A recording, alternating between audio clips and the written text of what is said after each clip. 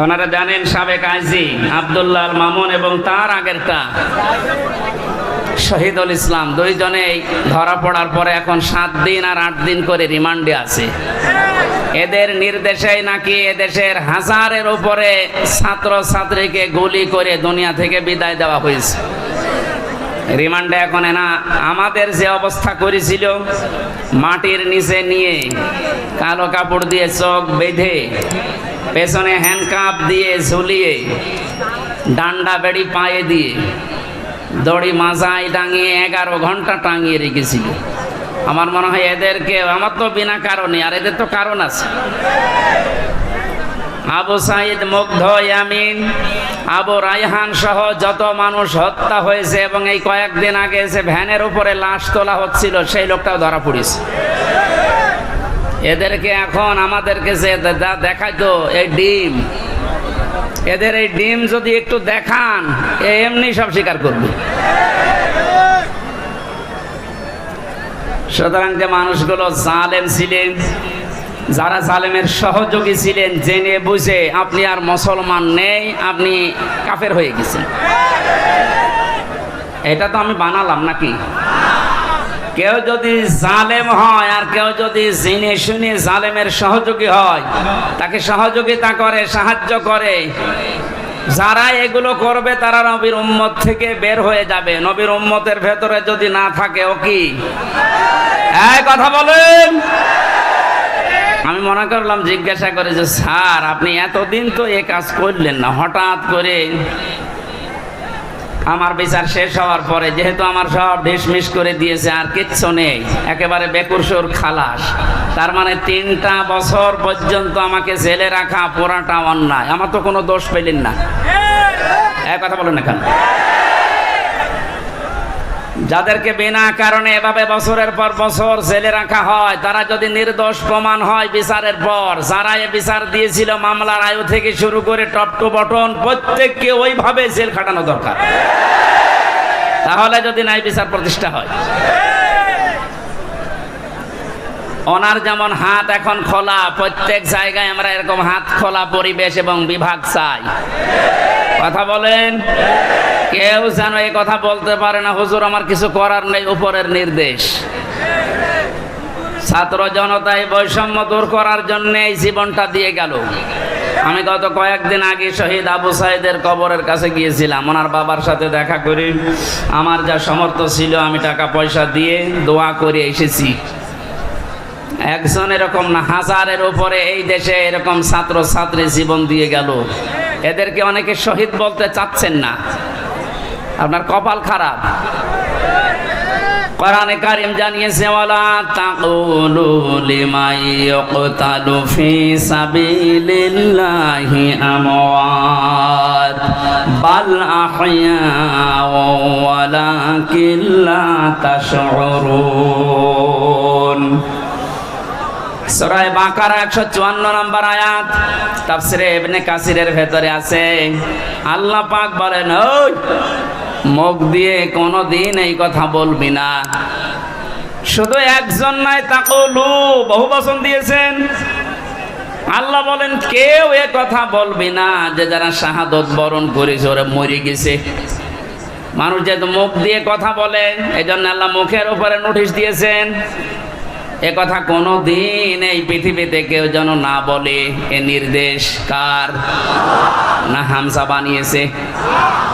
আল্লাহ নির্দেশ দিচ্ছে যারা শাহাদত বরণ করে, যারা শহীদ হয়, এদেরকে মৃত বলবেন না।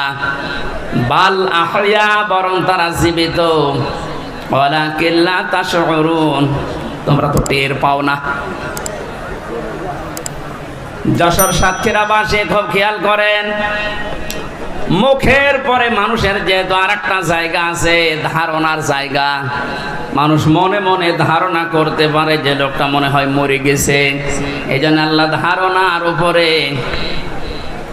মনের উপর আল্লাহ নোটিশ জারি করে দিয়েছেন। ওয়ালা তাহসাবান্নাল্লাযীনা কুতিলু ফি সাবিলিল্লাহি আমওয়াতা বাল আহইয়াউন ইনদা রাব্বিহিম ইরযাকুন।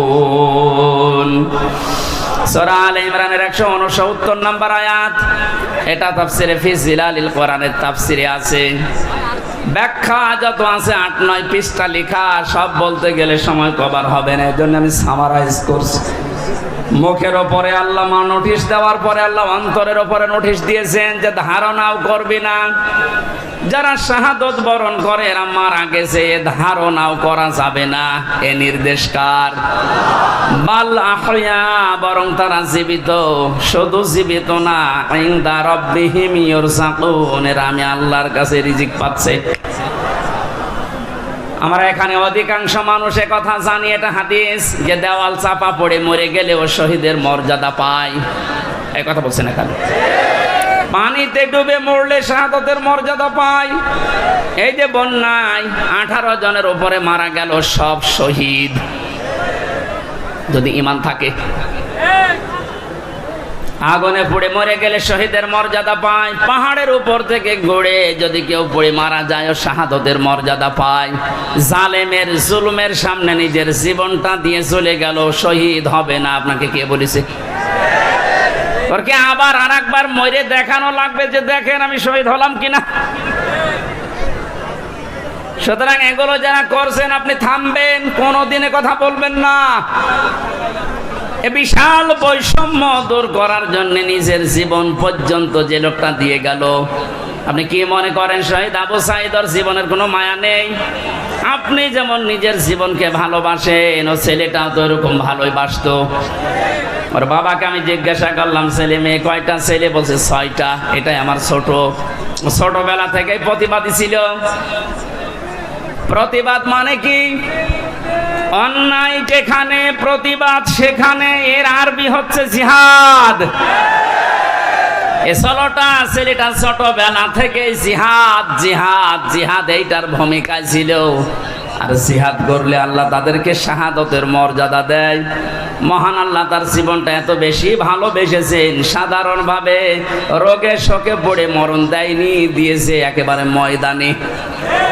মনে আছে মৃত্যু দেখে দেখে আল্লাহর কাছে যাচ্ছে। 4টা গুলি তার বুকের ভেতরে। যাদের নির্দেশে কাজ হয়েছিল, আহ্বান জানাচ্ছি যারা দায়িত্বে আছেন, একটাকেও যেন ছাড়া না হয়। আরে কথা কোনোদিন ধারণা আনবেন না, বলবেন তো নাই যে ওরা মরে গেছে এমনি না। এদেশটা স্বাধীন করার জন্য 71 সালে যারা জীবন দিয়েছিল তাদেরকে যদি শহীদ বলতে পারেন, এ পৃথিবীর সবচাইতে বড় স্বৈরাচারী ফেরাউনের পরে এই হাসিনা। এর বাস্তব প্রমাণ আয়না ঘর। আমি মাটির নিচে যতদিন ছিলাম জানি না যে দুনিয়া বলে কিছু আছে কিনা। আমারে যারা নিয়েছিল রিমান্ডের নাম করে নিয়েছে তো, অথচ নিয়েছে তো মাটির নিচে। এত কঠিন অবস্থায় রেখেছিল, এত অসহায় হচ্ছিল মনে নিজেকে যে আল্লাহ পৃথিবীতে তুমি ছাড়া মনে হয় কেউ নেই। কারণ আমি বিচ্ছিন্ন ছিলাম দুনিয়া থেকে। আমি তো তাও মাত্র 3 বছর, আর ব্যারিস্টার আরমান 8 বছর। আপনি কল্পনায় আনতে পারেন যে একজন মানুষকে মাটির নিচে যে ঘর এখন দেখা যাচ্ছে, এখানে 2 দিন 5 দিন 10 দিন না 8 বছর একটা মানুষ থাকলো কি করে? এটা টুরিস্ট প্লেস হিসাবে আমার মনে হয় যারা দায়িত্বে আছে অন্তর্বর্তীকালীন সরকারের, তাদের উচিত হবে এটা রেখে দেওয়া। তামাম দুনিয়ার মানুষ সেটা আসবে, দেখবে আর বুঝবে যে বাংলাদেশে একটা জালেম ছিল। এর সাথে যারা জড়িত প্রত্যেকের ওইভাবে করে শাস্তি দেওয়া দরকার। অনেকে বলছে না মাফ করে দেন না, মাফ করার কোনো বিষয় এখানে নেই। কিসের মাপ? আপনি তো ওই জায়গায় পড়েননি। তাই কোরআনে কারীম জানিয়েছে ওয়াইনা আকাবতুম ফাআকিবু বিমিসলি মা উকিবতুম বি। তোমার উপরে যতটুকু অত্যাচার করা হয় তুমি যদি প্রতিশোধ হিসাবে অতটুকু নাও তবে কোনো দোষ নেই। আমি নিরপরাধ, এরপরও যা করেছে যেহেতু নিরপরাধ আমি প্রমাণ হয়ে গেছি গত পরশুদিন। কথা বলেন না কেন? গত পরশুদিন আমি তো প্রমাণ হয়ে গেছি যে আমার কোনো দোষ নেই, এই জন্য তো আদালত বেকসুর খালাস দিয়েছে।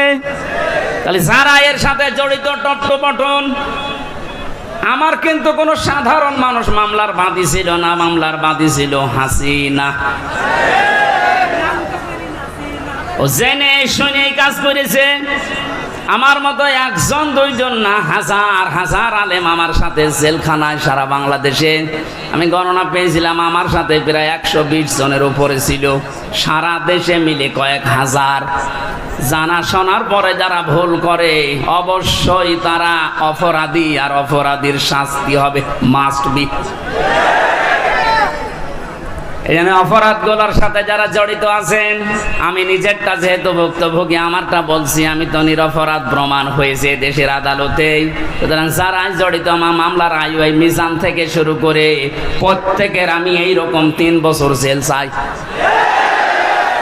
এমনকি আমারে ধরার পরে আমার বাবার কাছ থেকে ওরা বিনা কারণে বলেছে 10 লাখ টাকা দেন, নয়তো 50টা মামলা দেব।